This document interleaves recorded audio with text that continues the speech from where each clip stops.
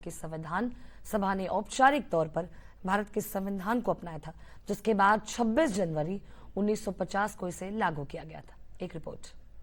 संविधान सहस्त्रों वर्ष की भारत की महान परंपरा, अखंड धारा, उस धारा की आधुनिक अभिव्यक्ति है।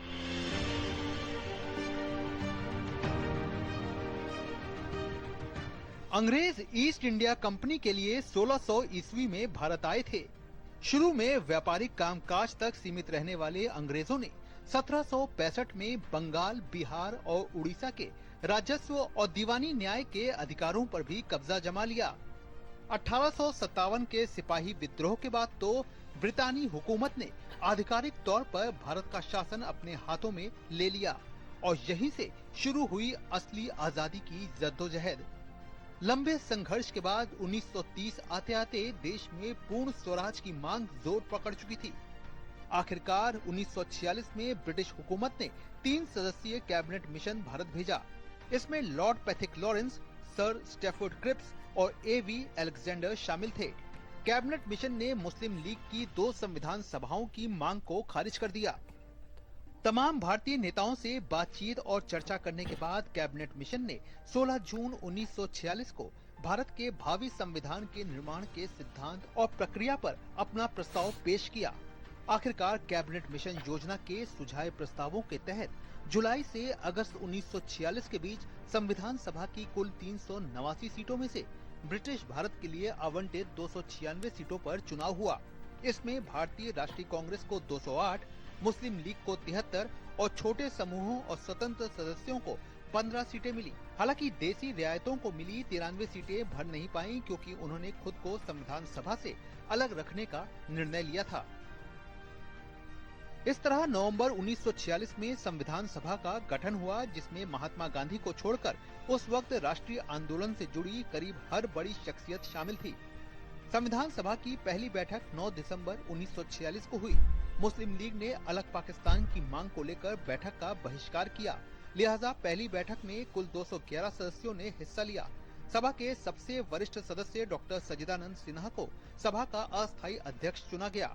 बाद में डॉक्टर राजेंद्र प्रसाद सभा के अध्यक्ष निर्वाचित हुए और डॉक्टर एच.सी. मुखर्जी और वी.टी. कृष्णमाचारी को सभा का उपाध्यक्ष निर्वाचित किया गया।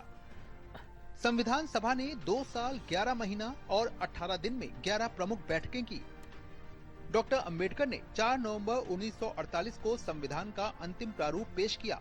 इस दिन संविधान को पहली बार पढ़ा गया।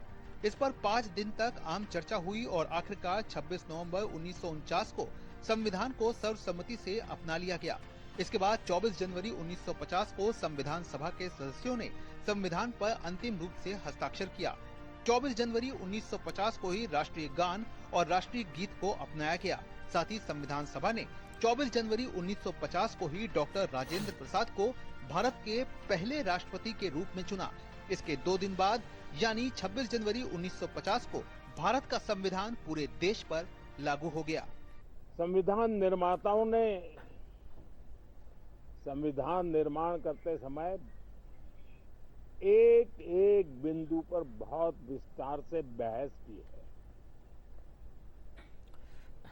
और तब जाकर के ऐसा उत्तम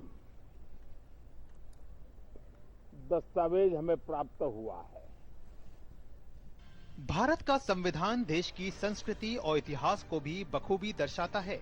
इसका प्रमाण है कि संविधान में हाथ से बनाई गई 22 पेंटिंग्स जो इसके हर भाग में मौजूद है।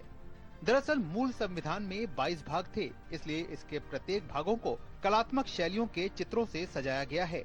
इनमें मोहनजोदड़ो, वैदिक काल, रामायण, महाभारत, बुद्ध के उपदेश, महावीर के जीवन, मौर्य, गुप्त और मुगल काल के अलावा गांधी, सुभाष, हिमालय से लेकर सागर आदि तक के चित्र बने हुए हैं।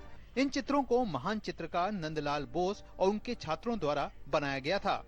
संविधान से जुड़ी एक रोचक बात यह भी है कि इसकी मूल प्रति हिंदी और अंग्रेजी में हाथ से लिखी गई है और इसे लिखा है प्रेम बिहारी रायजादा ने। भारत के बेहतरीन सुलेखक रायजादा ने पेन होल्डर निब से मूल संविधान के हर पन्ने को बेहद खूबसूरत इलैटिक अक्षर में लिखा है।